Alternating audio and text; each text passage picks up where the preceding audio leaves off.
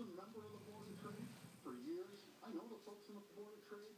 They love our fiscal prudent message that we've done over the last 3 years, and we're going to continue. NCB24's Katie Simpson is at City Hall now, and she joins us with more. Katie. And Nathan, just to put that into context, the Toronto Board of Trade did issue a statement earlier this year, within the past few weeks or so, calling on Mayor Ford to take a step aside during the allegations that he did smoke crack cocaine and the whole situation evolving around the police investigation. Carol Wilding, the president and CEO of Toronto Board of Trade, issued that statement and